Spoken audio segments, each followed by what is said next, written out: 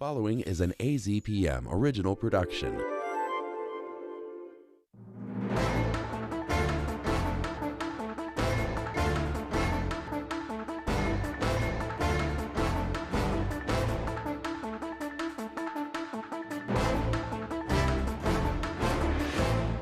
Welcome to this latest edition of the Press Room from the radio studios of AZPM. I'm Steve Goldstein. Coming up on the program, we'll talk about advocates gathering outside of immigration courts. Also, the city of Tucson is asking a judge to dismiss an $8 million lawsuit filed by a former state lawmaker. With me to discuss these and other topics are Danyelle Khmara of AZPM News, Hello. Dylan Smith of the Tucson Sentinel, Hey. Sarah Lapidus of Report for America and the Arizona Republic, and a very special guest today, University of Arizona political science professor Samara Klar. Hi. Welcome, everybody. Thanks for being here. Thanks. Danyelle, let's start off with advocates gathering outside of immigration courts. We've seen reports of agents waiting outside courts when cases have been dismissed, and then ICE agents are, in essence, taking people into custody. What are these advocates doing, and how effective has it been? Yeah, so basically they are passing out literature that is mostly in Spanish, that's sort of explaining to people a little bit about what rights they have inside the courtroom. So what the literature says is that they have the right to ask the judge not to dismiss their case if an attorney for the government asks for it to be dismissed. They have a right to ask for appeal. They have a right to ask for an appeal to an asylum case if they have a fear to return to their country. And so the advocates are giving them this information. They're offering to accompany them inside their courtroom if they want, and they're offering to accompany them when they're leaving the courtroom and basically act as observers if an immigration authority were to approach these people. So, and it does from, they've only been doing this for I don't think even quite 2 weeks yet. And it does seem to be having an effect. I was down at the immigration court in Tucson the other day, and I spoke to a couple that was coming out of their asylum hearing, and I was just asking them if they had heard the news about ICE agents arresting people coming out of court hearings, how they were feeling about it. They had been keeping up with the news. They were nervous, but they also had heard that they need to tell the judge that they don't want their case dismissed if they want to continue with their case and avoid being vulnerable to being detained. So it does seem like the advocates are getting the word out. Okay. Dylan, what do you make of this development? What we're seeing, especially in Tucson, is the immigration judges are not just kind of, immediately accepting the federal prosecutor's request to dismiss a case. They're asking for a reason. Why do you want to do this? Because, someone has an active case, an immigration case, they're protected from being immediately deported because they get to go through all of that process. If there is no case, then ICE can nab them up immediately and try and, deport them on a very rapid basis. And just to add to that, I think it's important for everyone to understand that a lot of these people are people who have come into the country legally through humanitarian parole methods that were created under Biden, that Trump ended. And so, a lot of these people were essentially invited to come into the country on a temporary basis and have then begun asylum cases or immigration cases.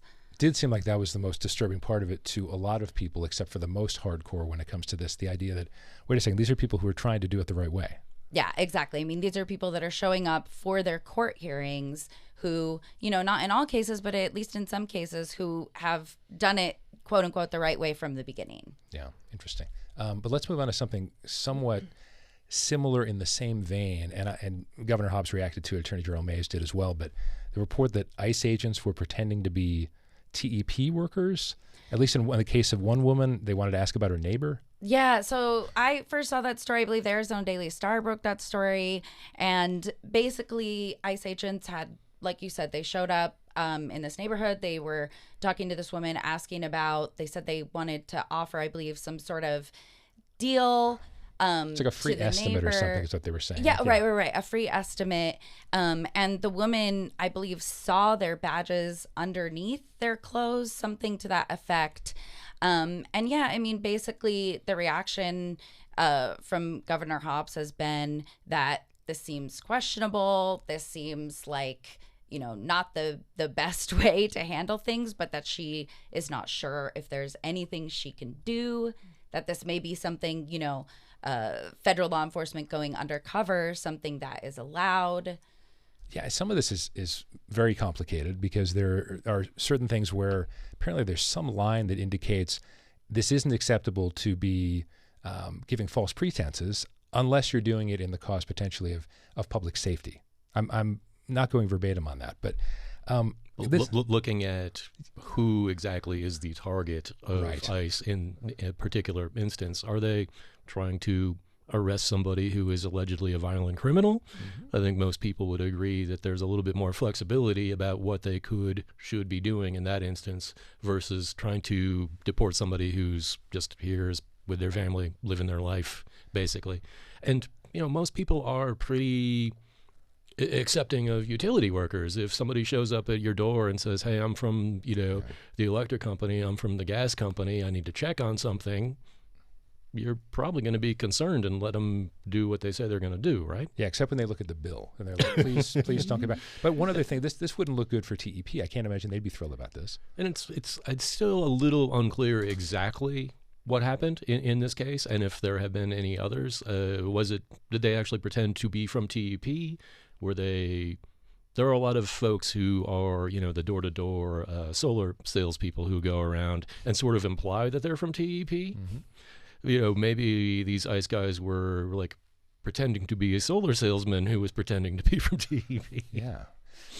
Sarah, I know you did a piece on how tariffs are affecting Southern Arizona economy, so I don't want to go off track there, but it almost feels like things like this would be this sort of in doubt of folks. Did you get a general feeling of even business owners you spoke to that they're, unless they're politically totally aligned with Trump administration, they're nervous about this too because there's inconsistency or chaos out there? They are, and they're also seeing less people cross over the border into their businesses, at least in Nogales. They're seeing less foot traffic, less sales, and they've also had to increase their prices, which is hurting a lot of them.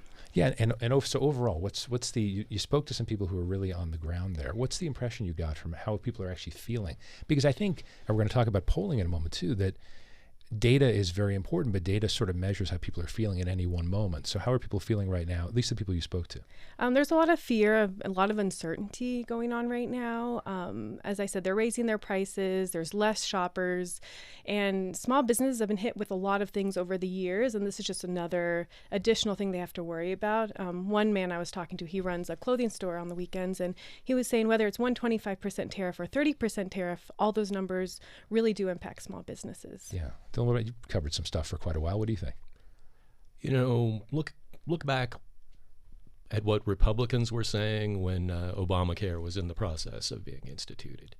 Their biggest complaint, the buzzword they used over and over again, was uncertainty.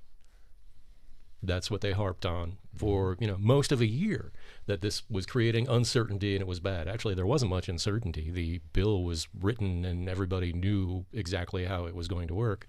Here we are actually in a period of just absolute uncertainty. Nobody knows what's going to happen with tariffs from day to day. Is Trump going to jack something up to 400%, cut it down to 4%? Which country, which product, which raw material? Nobody knows. Yeah. Professor Klar, it's unfair because you're a data person, but it is, and I don't know if you've measured this, but it must be interesting to think about how people do see these things depending on what party they may be in. Of course, there's always the right track, wrong track. Before we get into some specifics, what's your general overview of the folks you surveyed and how they feel about the country, and is it really affected by ideology at this point, even more so than you might expect?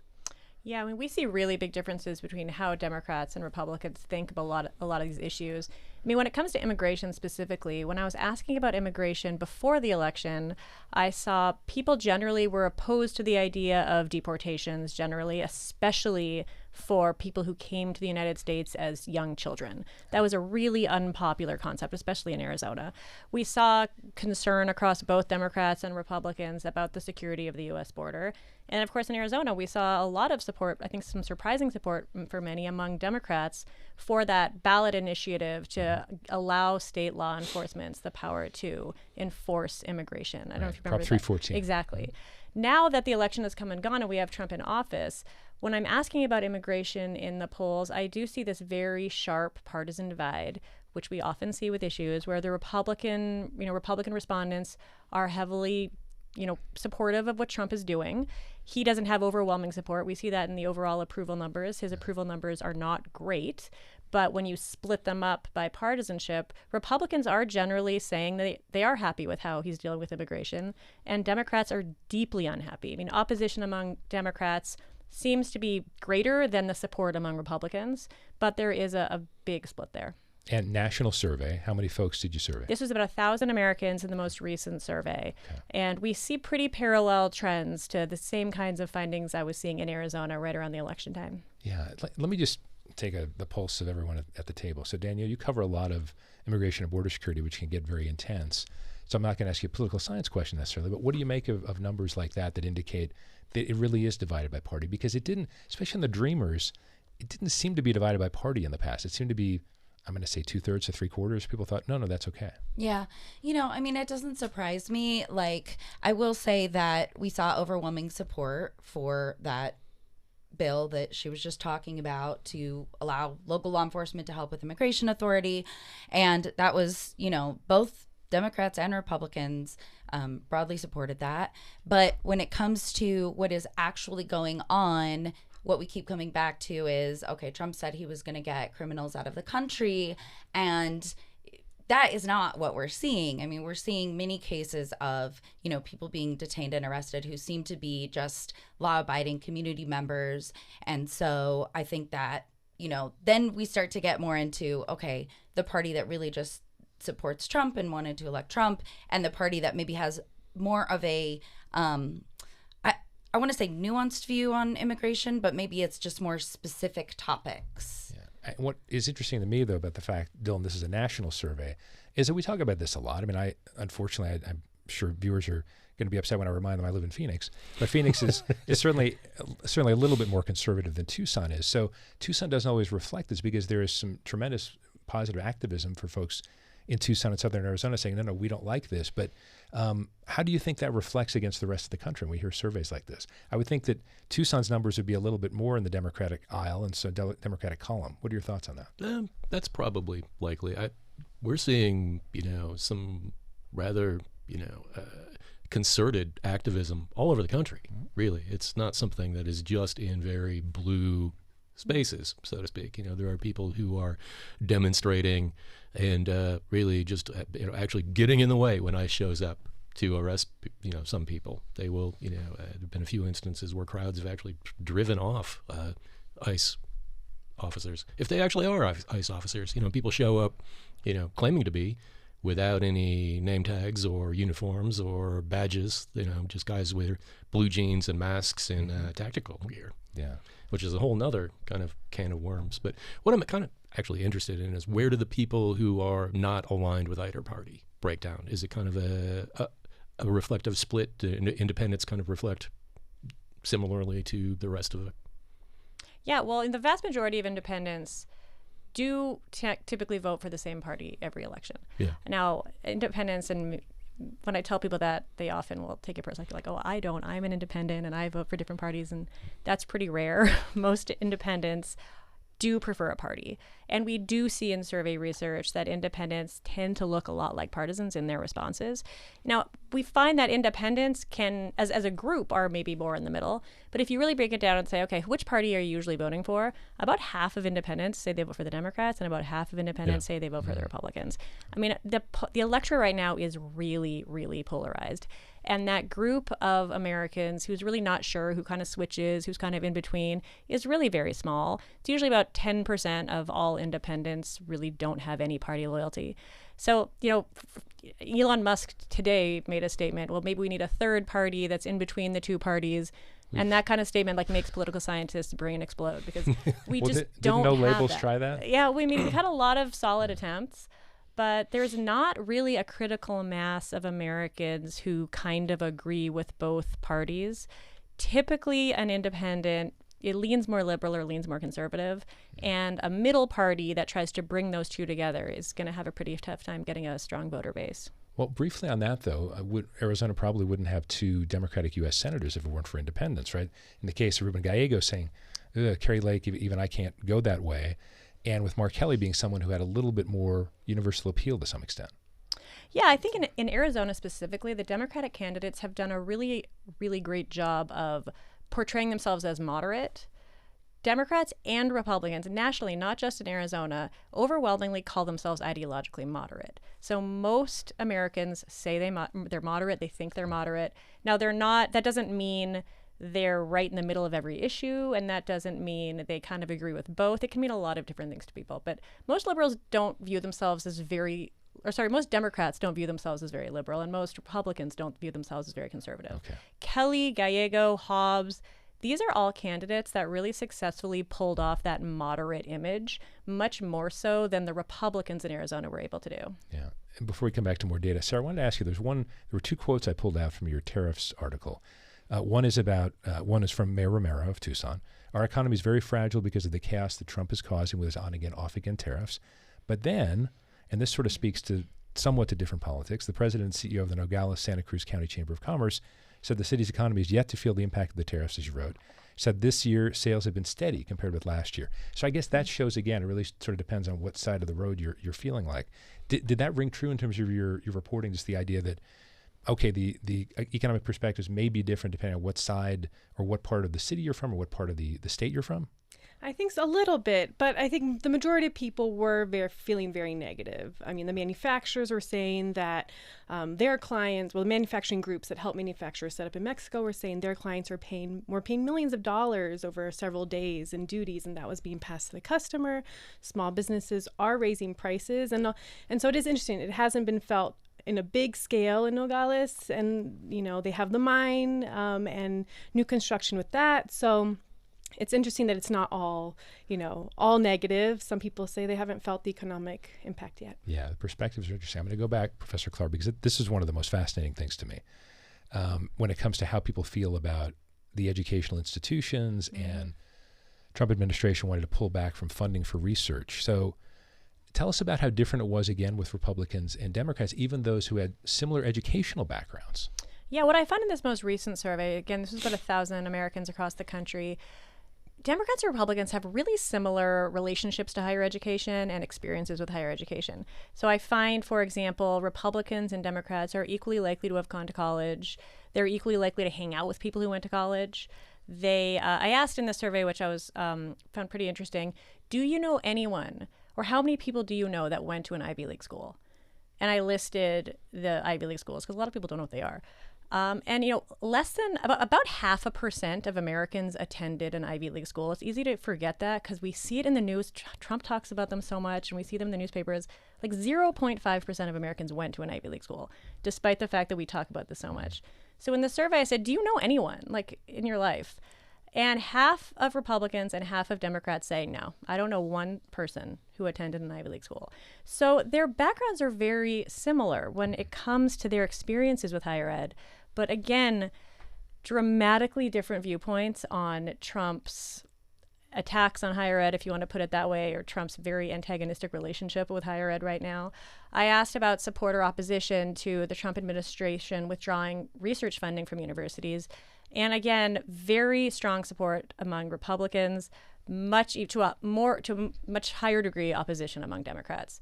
Now, this isn't based on their own experiences because, again, it's not as though Democrats went to these schools and Republicans didn't. Mm-hmm. They're equally unlikely to have gone to any of these schools, frankly. But again, it's partisanship that really draws that line. You can take that apart a little bit more. Is it just because of how divided the country is? Because that does seem to be one where, the joke for many years is that almost how many Supreme Court justices did we have who didn't go to an Ivy League school? Right. How many presidents did not go to an Ivy League school? That is sort of, one would think that would affect people's perspectives generally, maybe from a socioeconomic standpoint, as opposed to party divide. Well, I think there's really two things going on. One, it all comes back to uncertainty in a way, as everyone was saying. When policies are so uncertain, it allows people to sort of interpret them however they want to. So, what is the tariff policy right now? Does anyone really exactly know? Like, what is the immigration strategy? The less that we know about what's going on, the more voters are able to interpret it however they'd like to. So you can, cast a pretty clear story in any direction at this point because we don't really have a lot of transparent information about what these policies are. So I think that's one part of it, just sort of the partisan interpretation. And second, we do know that people who are choosing to identify as Republicans versus Democrats have very different levels of trust in institutions generally. And for Republicans right now, there's very low trust in media, in higher ed, in universities, in any sort of traditional institution. And any sort of attacks on universities does, it satisfies that desire to weaken these elite institutions. Well, speaking of elite institutions, that is my segue, Dylan, to you, because I want to have the group weigh in on this Justine Wadsack suit. Former state senator was in the news again. She'd filed this $8 million lawsuit, and now the city of Tucson is saying not so fast. So without giving us a ton of background, the Sentinel and you were right on top of this when it began last summer, or at least when we really started talking about it last summer. So what stands out about this particular step right now? Well, in one sense, this is kind of just another little turn of the wheel in the continuing saga of Justine Wadsack and her speeding ticket. The city of Tucson filed a motion asking the judge in the case to just toss it out, calling it a political charade. Back in, I believe it was March, the city attorney called it ridiculous. This is a suit that makes an entire laundry list of claims, but basically comes down to saying that the Tucson Police Department and city officials conspired against Justine Wadsack to make her lose her primary election. And she hasn't really brought any proof of this yet. She hasn't pointed to any specific evidence for the long list of claims that she's making, that she was targeted because of her sex, that basically that they were out to get her in ever so many ways, when she was, as police say, pulled over for going more than 70 miles an hour down Speedway in a 35 zone more than a year ago. Yeah, and at the time, I mean, didn't she sort of mix up prosecution and persecution to some extent? Well, that's kind of open to question exactly what she said. The police report that was filed before the ticket was actually served on her, a TPD lieutenant had a phone call with her, called her up and said, hey, we are actually going to give you a ticket, even though you say you had legislative immunity. We're going to give you a ticket. And the officer said that Wadsack claimed that it was political persecution. Now that's kind of been transformed in the lawsuit to political prosecution, whether it's political at all, or as city officials say, it's a cop who pulled over somebody who was going too fast. Yeah. Danyelle, what are your thoughts on this? This has been going on for a while. Well, when I was going over this news story that the Sentinel published this week, I was thinking about the part where she was upset in the lawsuit about, she said that TPD told reporters about what had happened. And I was wondering, does that even matter? What does that really have to do with it? And then I saw that the city attorney had basically said she doesn't prove that there was any unlawful telling of, that the police didn't tell press in any way that was unlawful. And I had to read it a few times to kind of wrap my head around the mess of what was being said. But I'd love to hear your perspective on that, Dylan. Well, we at the Sentinel very much protect our sources. I can tell you folks that, sure, we knew that this had happened. And if she had just dealt with her ticket, it probably would never have been a news story. I mean, who's never been pulled over for speeding? I think everybody at this table's probably got a speeding ticket. I was pulled over on my bike once for going through a stop sign. That's not such a big deal. It was the Justine Wadsack herself making it into a political case, claiming that TPD was conspiring against her to make her lose her primary, and then continuing to kind of press the case and claiming in court that legislative immunity is basically a get-out-of-jail-free card, and that a state lawmaker can never be prosecuted for anything that they do while they're in session, just kept kind of spiraling along. It's very much a case of the Streisand effect, where you keep making news about yourself. Yeah, and Sarah, briefly, you made the point before we started taping about the difference between Mark Fincham and what are some thoughts that come to mind for you as we wrap up here? I mean, Mark Fincham also got a speeding ticket while the legislative session was going on, and it was dismissed because of that. So they didn't wait till after to give it to him. So, and he said at the end of my colleague's article, he said they should never have written it. Should never have written that ticket. So I don't know. It's a different case. It's kind of interesting. Yeah. That's what Wadsack's attorney has claimed. It's that Wadsack should never have been pulled over. So that the cop should have seen like her little sticker on her car that said she was a lawmaker. 71 to 35. And the attorney said that she should never have been pulled over. Wow. Okay. We've only got about 30 seconds left, so Dylan, go back to you. Mm-hmm. This is not about, I don't want to cast aspersions on Justine Wadsack. I don't know her personally. But why would she continue to want, you mentioned the Streisand effect, but why does she want to continue to be out there? Because one would think this is not going to work out well for her. Isn't this somewhat embarrassing? I can't speak to her, personal interpretation of things. No, but yeah. And she never wants to respond to our emails and phone calls about but these any are of negative this. Headlines, right? I mean, if some people go through the world thinking that if they are being paid attention to, that's a good thing. And, when you want to put taxpayers on the hook for $8 million or $9 million or whatever, number that you are putting in your lawsuit, that's a significant sum of money. And for a politician to do that, people in the press are going to pay attention to that. Whether it's going to continue or not, or the federal judge just tosses this out. Yeah. We'll have to see. I will say real quick, our columnist at the Sentinel, Blake Morlock, is making the case that actually the city should not try and get this tossed out. He would like to see this go to court and evidence offered. Sorry, Dylan, need to cut you off. That's all for this edition of The Press Room. I'm Steve Goldstein. Enjoy the rest of your day.